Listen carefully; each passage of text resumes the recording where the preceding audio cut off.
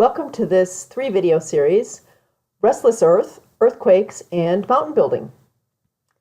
The learning targets for this video are to classify earthquakes in terms of their depth of focus, magnitude, and isoseismal patterns, to discuss the type of seismic waves and their mode of propagation, to describe how earthquake epicenters are located, to discuss the worldwide distribution of earthquakes, and to evaluate the risks of living in areas with high occurrences of earthquakes and discuss the nature of earthquake prediction.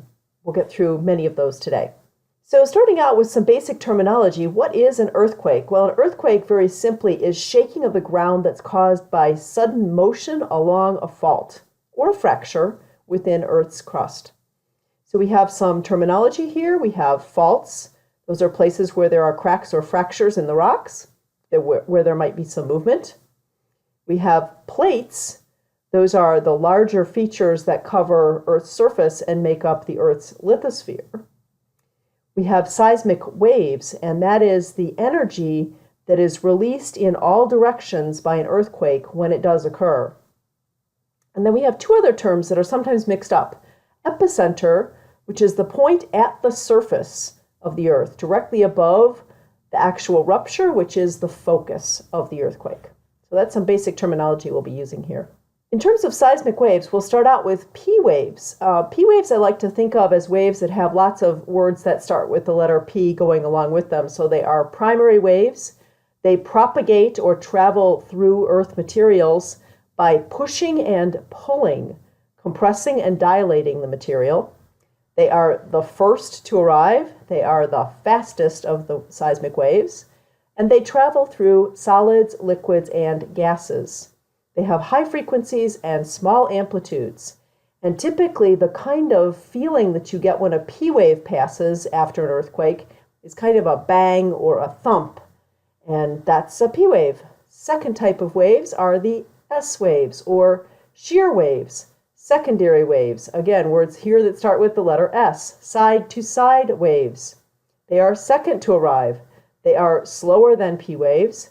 They travel only through solids.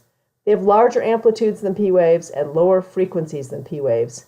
These are fairly destructive waves. When they do travel past a location, they tend to disturb the ground quite a bit more than a P wave does. The next type of waves, which do a lot of damage, are called surface waves.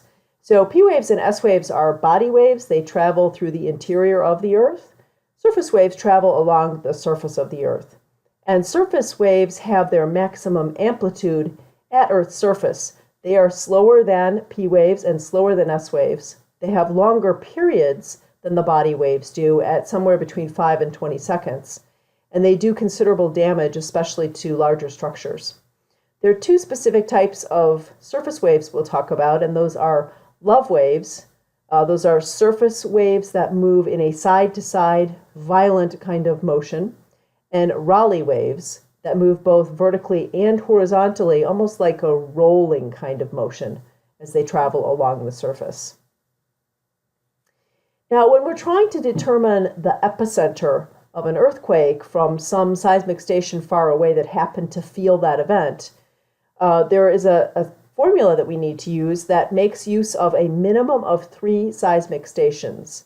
So we're going to take those 3 seismic stations. We're going to use the arrival times of the P and the S waves, determine the lag time, in other words, how much slower that S wave was than the P wave arriving. And we're going to plot that information on a time travel graph, which will help us determine the distance the seismic station is from the epicenter. And that distance defines a circle.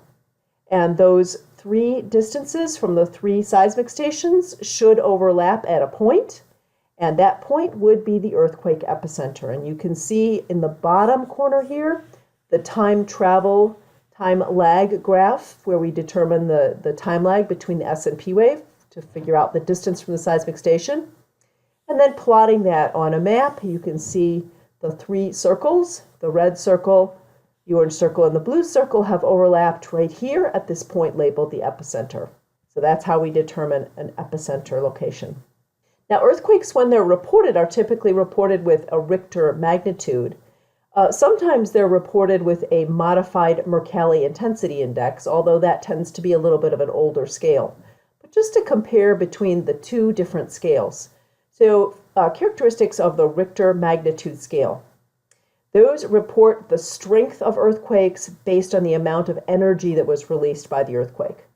You can measure the amplitude of the largest seismic wave on a seismogram and determine the earthquake's magnitude, Richter magnitude. They're shown on a log scale where a 10 times amplitude increase corresponds to a 2 times increase in the magnitude of the earthquake. And a 2 times increase, or doubling in the magnitude, corresponds to 32 times greater energy being released by that earthquake. It's a little more complex. The modified Mercalli intensity index, on the other hand, is a very simple scale that simply talks about damage done to structures and to infrastructure.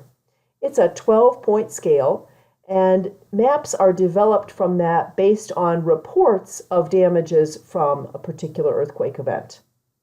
And what came from that is a useful index that the United States Geological Survey uses, USGS, called the Did You Feel It Index. And if you head to the USGS earthquake pages, you'll see the Did You Feel It. So other things that are associated with earthquake activity sometimes are things like liquefaction and tsunami. We'll talk first about liquefaction. Liquefaction requires 3 factors to really occur, and you'll see how damaging liquefaction can be if you turn your attention to the bottom right corner of this picture here, where you see the result of liquefaction from the 1906 San Francisco earthquake. And this is in a region of San Francisco that's underlain by marsh deposits, so they're often fully saturated with water, and artificial fill, so man-made fill there. And what's happened is those homes or those buildings have actually sunk because the material underlying them has completely lost its strength to support them. So how does liquefaction actually happen? Well, we have 3 factors required for liquefaction to occur. The first is that the structure needs to be sitting on a loose, unconsolidated sediment material. That sediment material would be saturated with water, so the pores are filled with water. And in the case where there's strong shaking, you can see that those pores being filled with water, the water is going to move upwards, and the buildings in this case are actually going to sink. So the load on that surface is going to sink into the sediment, the unconsolidated sediment, as that water moves up and out of the pores in the sediment. So that's liquefaction. It has done quite a bit of damage through many earthquakes. Another one is tsunami activity, or often called tidal wave.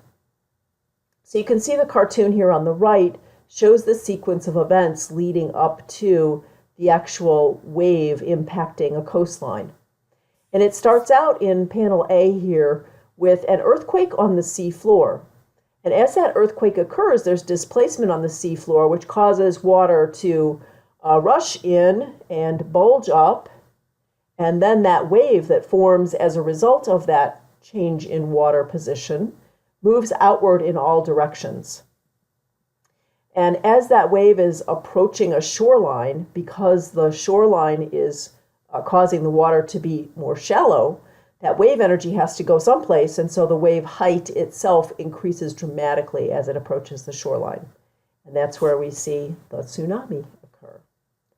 So I think we're ready to go over the learning targets again and head off to the Mastery Check quiz. We talked about earthquakes in terms of depth of focus, magnitude, and isoseismal pattern. We looked at the different types of seismic waves and how they're propagated through solids, liquids, and gases. We talked about how to identify the epicenter of an earthquake. We saw a slide with the worldwide distribution of earthquakes. And we haven't yet talked about evaluating risks of living in areas, other than the fact that we talked about tsunami and liquefaction. So head off, take your mastery quiz, and I'll see you in class.